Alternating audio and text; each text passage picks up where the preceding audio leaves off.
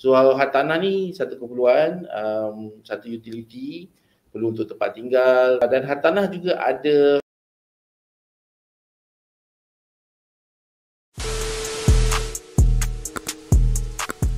so sebenarnya pelaburan hartanah ataupun emas ni sebenarnya tak boleh nak dibandingkan sebab ianya merupakan dua perkara yang berbeza. Ini macam apple dengan orange. Okay, jadi kita tak nak bandingkan sebenarnya sebab ianya sangat-sangat berbeza.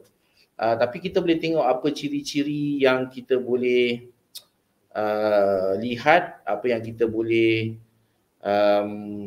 enhancekan, dengan kata lain, apa yang kita boleh ambil daripada pelaburan hartanah dan juga emas. Okay, so macam biasalah kita ambil perkara yang baiknya, yang buruknya kita tolak tepi. Okay, so kita kena lihat hartanah ni macam mana dan emas ni macam mana. Okay, so hartanah ni bila disebut pakai hartanah, ianya tak semestinya hanya rumah tak semestinya hanya apartmen, tak semestinya hanya rumah teres. Hartanah ni meliputi semua perkara tentang hartanah lah. So tanah kosong pun hartanah juga, tanah tu pun hartanah juga. Okey, tanah lot tu pun hartanah juga, apartmen, rumah teres, rumah kampung, semua tu hartanah. Okey, so hartanah ni dia agak besar lah. Okey, so kalau emas tu memang emas lah kan. Takkan emas ni dia masuk dalam kategori logam berharga, emas dan perak, ataupun dalam bahasa Inggeris ni disebut sebagai precious metal. Okey, so kita lihat hartanah dulu. So hartanah ni adalah bukan satu keperluan ataupun satu utility. Dia ada kepergunaan dia. Selalunya orang akan gunakan hartanah ni untuk tempat tinggal, untuk premis, untuk bercucuk tanam. Okay? Suku daripada dunia ni diliputi oleh tanah lah. Okay? Dan selebihnya itu air. So tanah ni adalah satu perkara yang sangat-sangat berharga. Sebab tanah ataupun tanah ni dia tak boleh nak replenish. Okay, jadi kalau dah habis tu, habis-habis lah. So bukan sesuatu yang kita boleh, boleh buat lah dengan kata lain. So of course, kalau di pinggiran laut tu ada yang buat program reclamation kan, dia tambak dengan kata lain. Tapi ianya bukan sesuatu yang mudah untuk dilakukan, terutama kalau kita punya measures yang besar lah. So hartanah ni satu keperluan, satu utility, perlu untuk tempat tinggal, perlu untuk cucuk tanam. Dan hartanah juga ada equity. Equity ni maknanya ada pegangan. Kita boleh leverage pegangan tersebut. Leverage ni kita boleh takalkan dia. Contohnya kita boleh cagarkan dia. Contohnya itulah kita boleh leverage dia. Ianya ada kenaikan nilai. Okay, so nilai hartanah diukur pada saiznya, pada square feetnya. Lagi besar square feet tu lagi bernilai hartanah tersebut. Kemudian hartanah juga boleh menghasilkan aliran tunai, sama ada negatif atau positif lah. So dengan kata lain, kita boleh hasilkan sewaan daripada hartanah tersebut. So sama ada aliran tunai negatif ataupun positif. Kalau sewa, kita sebaiknya kita sewa positif lah kan. Siapa yang nak negatif? So maknanya dia boleh menghasilkan pendapatan. Okay, so hartanah punya ciri-ciri inilah lebih kurang sedikit. And then tapi waktu yang sama, hartanah juga ada kekangan. Dia ada kekangan dia tersendiri. So kekangan dia apa? Kekangan dia ialah ianya tak mudah cair. Ini antara salah satu kekangan dia. Dia tak mudah cair kalau kita tak tahu cara macam mana nak hedging hartanah tersebut. Hartanah ni mudah cair kalau kita tahu cara nak hedging equity hartanah tersebut. So kita dah siap-siap. Jadi kalau kita nak guna, kita boleh keluarkan tanpa perlu menjual, dengan kata lain. Tanpa perlu nak refinance, ambil masa. So kita boleh hedge siap-siap. Kalau perlukan duit, kita boleh keluarkan daripada hartanah tersebut. Okey, tapi kebanyakan orang tak tahu cara nak buat. Jadi antara kekangan yang kebanyakan orang hadapi kalau dia beli hartanah atau dia memiliki hartanah adalah sukar untuk dicairkan. Sebab kebanyakan orang akan fikir macam okey, nak cairkan tanah ni mesti nak jual ataupun nak refinance, dan benda tu ambil masa yang lama. Okey, selain daripada tu, ia juga memerlukan modal yang besar untuk didahulukan. Of course kita boleh beli hartanah tanpa modal. Tapi biarpun hartanah tanpa modal, untuk pembelian, untuk buka file di pejabat peguam, untuk letak booking dan sebagainya, perlukan duit juga. Biarpun selepas habis pembelian tu kita boleh dapat duit kita balik. Okay, kita boleh dapat cashback dan sebagainya. So bila kita campur tolak, macam seolah-olah kita tak keluarkan modal. Betul, saya tak nafikan. Tapi initially, untuk permulaan tersebut, untuk kita uruskan urusan tersebut, perlukan juga modal. Dan modal ni bukannya kaleng-kaleng lah, dengan kata lain kan. So perlu juga beberapa ribu ringgit nak kena standby. Okey, itu satu, kos ataupun modal dia. Okey. Itu modalnya. Okey. Kekangan lain hartanah adalah kos. Hartanah ni ada kos dia sendiri. So kalau hartanah tu dah habis bayar, of course kita kena bayar zakat dan sebagainya sebab dia jadi harta kekal kan. Kalau tidak pun dia ada kos maintenance, dia ada kos cukai, dia ada kos insurance ataupun takaful. So dia ada kos-kos tertentu untuk kita pegang hartanah tersebut. Okey. Jadi ini antara kekangan dia lah, antara kekangannya. So dia tak lari daripada kekangan. So kita nak kena faham. So antaranya ialah macam sebutkan tadi, kos. Antara kekangan lain tentang hartanah adalah pembahagian pada waris. Kalau berlaku kematian dan sebagainya, terutama kalau hartanah tu tak cukup nisbah atau tak cukup nilai ataupun tak cukup unit. Contoh kita ada 5 orang anak tapi kita ada 3 je hartanah. Contoh kita tinggalkan isteri kita seorang, kita tinggalkan pasangan, isteri atau suami, kita tinggalkan pasangan dan kita ada 3 orang anak. Tapi hartanah kita kita tinggalkan 5 orang anak dan seorang pasangan tapi hartanah kita ada 3 je. So macam mana nak 3 tu nak bahagikan dengan 5 orang? So secara tak langsung terpaksa kita jual lah, terpaksa kita cairkan dia dan biasanya duit tu yang akan dibagi-bagikan, bukan hartanah tersebut. Kalau hartanah tersebut tak cukup unit lah dengan kata lain. Kalau kita ada 5 anak, satu pasangan, kalau kita ada 6 hartanah tu okey. Boleh kita bagi seorang satu sebagai contoh lah kan, untuk adil lah. Tapi kalau tak cukup, jumlah unitnya tak sebanyak waris yang nak dibagi, so itu akan ada masalah di situ. Jadi terpaksa dicairkan, terpaksa dijual dan sebagainya. So itu pun ada kekangan pada hartanah. Okey. Okey, so kita tengok emas pula. Okey, kita tengok emas. Emas ni dia bukan satu utility. Maknanya dia bukannya satu keperluan. So kalau tak ada emas pun orang boleh hidup lah. Kita tak pernah dengar ungkapan tidur di bawah emas kan, contoh kan.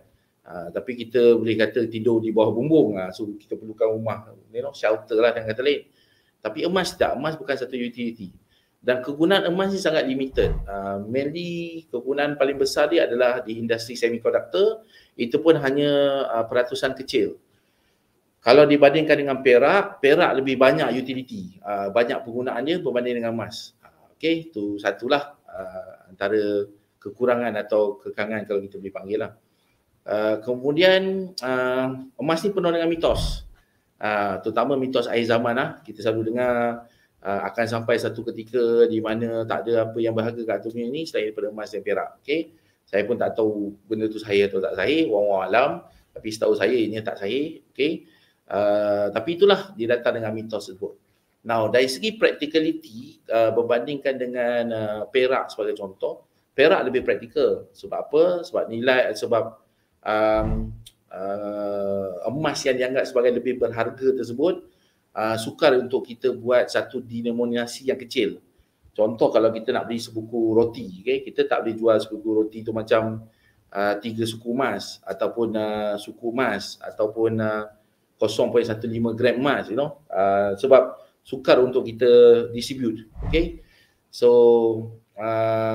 untuk mengatasi perkara tersebut, selalunya kita gunakan wang perak ataupun perak lah.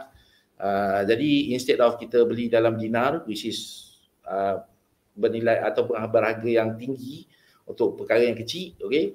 So kita gunakan wang perak, which is dirham, untuk sesuatu yang kecil. Jadi dalam kehidupan kebiasaan orang, kalaupun kita guna wang emas dan perak ni, kebanyakan penggunaan seharian tu adalah dalam bentuk wang perak berbanding dengan emas. Okay? So itu dari segi practicality lah. Kalaupun berlaku di mana dunia ni tak ada lagi perkara, tak ada lagi duit lain selain daripada emas dan perak, sebagai contoh sajalah. Okay? Selain daripada tu, emas equity-nya 100%. Okay? Equity emas adalah 100%. Bermakna kalau kita nak memiliki emas tu, dia tak boleh macam leveraging. Kita tak boleh nak leverage pada emas. Berbanding dengan hartanah, which is kalau saya nak beli hartanah, saya tak perlu 100% pembelian hartanah. Contohnya kalau hartanah tu 100,000, saya tak perlu duit 100,000 untuk beli hartanah. Tapi kalau saya nak beli 1 gram emas, sebagai contoh, katalah RM200, contoh saja, saya perlukan 100% RM200. Kalau sekilo emas tu kata RM200,000, so saya perlukan RM200,000. Dia tak boleh macam, oh saya letak deposit 10%, 90% lagi tu di-fund oleh bank ataupun diberi pembiayaan oleh bank. Tak ada bank yang beri pembiayaan untuk pembelian emas sebagai contoh. Okay. Jadi kat sini kita boleh nampak, okay. So kalau macam hartanah, kita boleh leverage dia. So kita tak perlukan keluar semua duit, semua modal untuk memiliki dia. Tapi emas kita perlukan 100%. Okay, itu satu. Equity dia have to 100%. Kemudian kedua, dia tak ada kenaikan nilai. So berbanding dengan kepercayaan kebanyakan orang, nilai emas makin lama makin meningkat. Sebenarnya nilainya tak meningkat dan tak turun. Nilai emas tetap. Emas disebut sebagai penyimpan nilai. Okey, apa yang dimasukkan di sini ialah nilai emas terletak pada berat dan juga keturunan dia. Yang mana beratnya tidak berubah. Kalau katalah kita beli emas 100 gram, emas 100 gram tu tak akan berubah berat dia. Kekal 100 gram. Kecuali kita tambah kan, kita cairkan emas tersebut, kita tambah dengan emas baru dan baru dia punya berat bertambah kan, seperti contoh. Tapi kalau emas tu tinggi dalam keadaan asalnya, dia tidak bertambah berat. Tapi nilainya diukur, salah satu ukuran yang diukur pada emas adalah berat. So yang kedua adalah keturunan. Emas 999, keturunan 99, 916, 918, you know, whatever denominasi keturunan emas. Okay? Dan itu juga tidak berubah. Kalau emas 916, dia tak boleh jadi 999 dengan sendirinya. Okay? Campur tangan lah dengan kata lain. So dianya tidak seperti hartanah sebagai contoh. Okay, hartanah sebab dia adalah satu utility, lagi besar saiz hartanah yang kita miliki, lebih bernilai dia. Dan kalau kita berada di lokasi yang keperluannya tinggi sebagai contoh, demandnya tinggi, lebih bernilai hartanah tersebut. Dia tidak seperti emas. Emas nilainya kekal throughout the years lah. Kalau simpan 1000 tahun pun itulah nilai emas. Sama aja. Yang menjadikan kebanyakan orang agak keliru tentang emas adalah harganya. Bila dia tengok harga tu naik, dia rasakan nilai emas tu naik. Sebenarnya nilai emas tak naik, nilai emas tetap sama. Yang naik adalah harga. Jadi kalau harga dia naik, harga juga boleh turun. Sebab turun naik harga bergantung pada permintaan lah. Bergantung pada permintaan, bergantung pada geopolitik, bergantung pada situasi senario pelaburan semasa dan sebagainya. So basically dia ada give and take dari segi demand. Itu emas dalam konteks nilai. Okay? Dan yang ketiga adalah aliran tunai. Emas tak menghasilkan aliran tunai. Dia tidak seperti hartanah yang mana kita boleh sewakan. Emas kita tak sewakan untuk menghasilkan aliran tunai. Okay? Kalaupun kita buat bisnes sewakan barang kemas, saya rasa tak ada orang buat bisnes sewakan barang kemas. Dia ada kekangan lain pula. Okay? Sebab dia ada kekangan dari segi keselamatan, you know, benda tu boleh hilang, benda tu boleh kena curi, you know, boleh kena rompak dan sebagainya. So, you know, orang tak buat lah penjagaannya tu. Saya pun tak tahu. Kalau ada boleh tulis di ruangan komen, kok ada orang buat penjagaan sewaan emas dan sebagainya. Tapi setahu saya tak adalah. Okay. Dia tidak seperti hartanah yang mana kita boleh sewakan, dan saya tak pernah dengar pun orang curi hartanah kan. Kan? Kalau tak tahu lah kalau you pernah jumpa ke, pernah dengar ke orang curi hartanah. Maksud saya, orang buat lagi ya, apartment tu orang buat lagi ya, ataupun kau tengok tak teras ujung tu, orang buat lagi ya teras tu. Tak ada kan. Benda macam tu tak berlaku lah. Okey, orang curi penggunaan hartanah tu ada.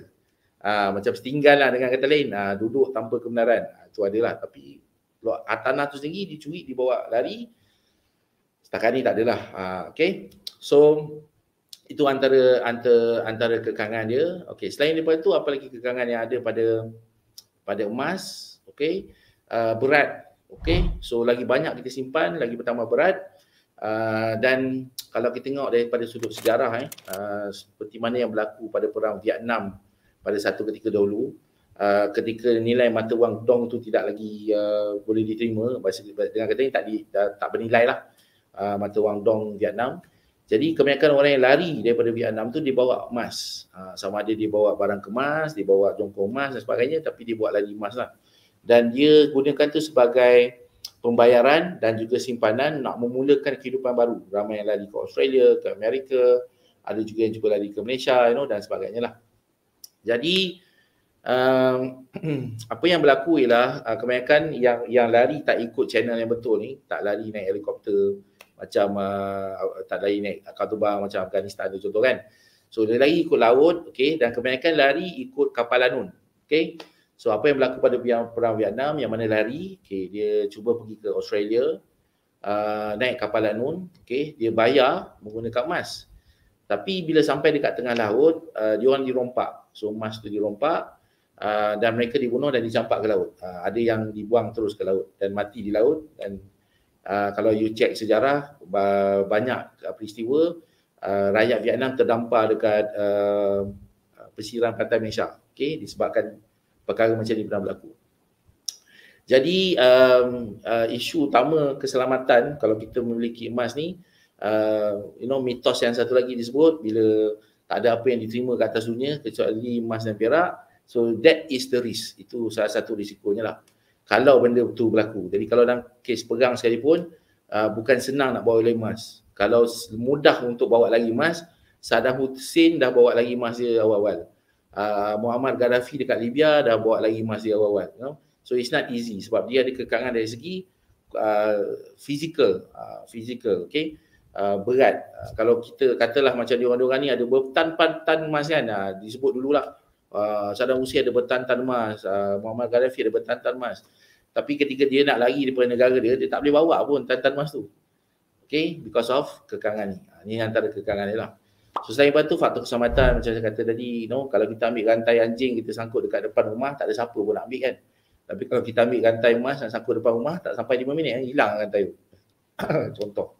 Okay, selain daripada tu, dia ada kos pengurusan, which is kos simpanan, zakat dan sebagainya. Kalau kita simpan lebih daripada berat yang dibenarkan, dengan kata lain kan, kalau macam dekat Selangor, tak silap saya lah 80 gram ke apa pun, saya tak berapa ingat.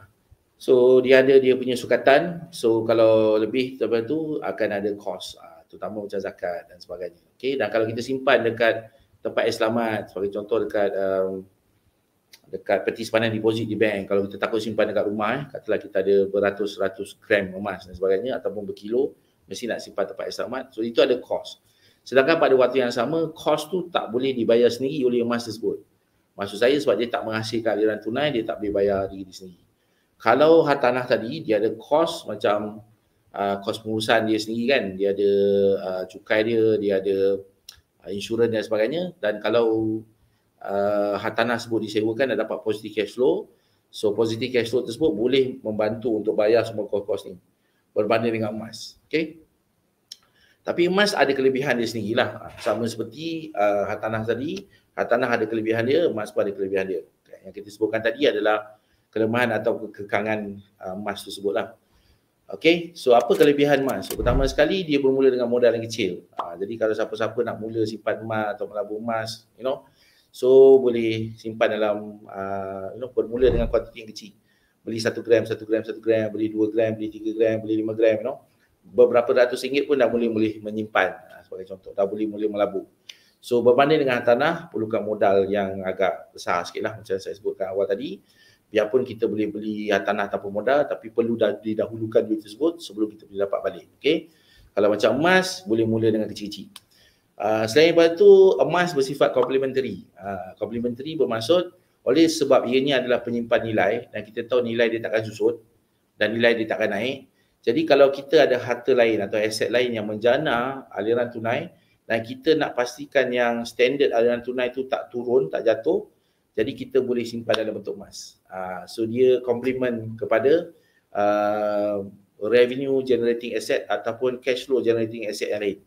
Sebab seperti yang kita tahu, menjana pendapatan, nilai pendapatan akan susut kalau kita tak buat sesuatu. Contoh macam gaji kita lah. Gaji dulu 3,000, katalah 10 tahun dulu gaji 3,000, dengan gaji 3,000 sekarang, nilai dia tak sama. Dulu mungkin boleh beli RM1 tu dapat 3 kali lipat, contoh. Sekarang ni mungkin dapat RM1 1 kali lipat je. Atau RM1 tu dapat 1 kali lipat setengah kan. Contoh macam tu lah. So dia bersifat complementary, which is kalau ada aliran tunai, boleh juga disimpan dalam bentuk emas. Tapi kalau ditanya pada saya tak galakkan simpan tu jangka masa panjang. Saya tak galakkan simpan untuk simpan macam tu saja. So ianya dia bersifat transactional. So maknanya kalau kita ada aset yang menghasilkan aliran tunai, kita simpan emas tu mesti di-convert kepada harta lain pada satu ketika. Kita tak nak simpan emas tu lama-lama sangat, because dia tak menghasilkan apa-apa. Dia adalah penyimpan sahaja. Okay. Emas juga sesuai untuk mereka yang jenis tak tahu duit dia pergi mana. Dia kaki shopping lah saya kata kan.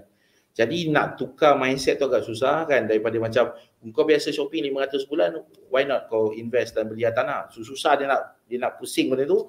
Jadi lebih baik dia pusing mudah daripada kau berhabis duit RM500 sebulan tak nampak apa, baik 500 tu beli emas. Contoh dia macam tu lah. So sesuai untuk mereka yang tak nampak duit ni pergi mana.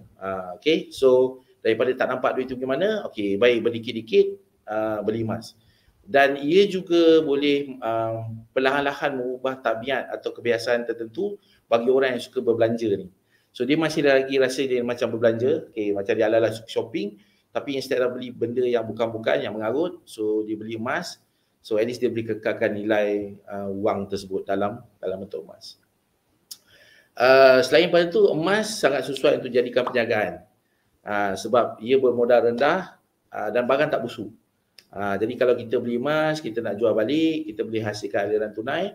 Dan kalau katalah tak ada penjualan atau tak ada jualan lah pada minggu tu atau hari tersebut, ia tak busuk lah. Kita boleh simpan emas tersebut dan dijual pada hari yang lain sebagai contoh. So bagi saya suka perniagaan berbentuk macam ni. Sebab apa? Sebab stok tu sendiri adalah aset. Stok tu sendiri adalah nilai tersimpan. Dia bukannya macam menjaga kuih lah kan, dengan kata lain, kita tak boleh simpan kuih tu. Kita menjaga buah, kita tak boleh simpan lama buah tersebut. Dia akan rosak, okay? Atau bekal-bekal lain lah. Contoh kepuk lekor ke kan, ataupun susu kanak-kanak ke, So all this kind of thing dia ada expiry date. Kalau macam emas, dia tak ada expiry date. Jadi kita boleh buat ianya sebagai perniagaan, dan saya memang galakkan pun bagi mereka yang berminat lah, okay? So untuk menjadikan emas sebagai foundation untuk you mula berniaga kecil-kecilan sebagai contoh. Lama-lama you boleh buka perniagaan besar melalui emas tersebut lah. Sertai live bersama saya, Zaidi Ismail, Jurutera Forensik Kewangan, setiap Sabtu jam 9 malam. Jumpa anda di sana.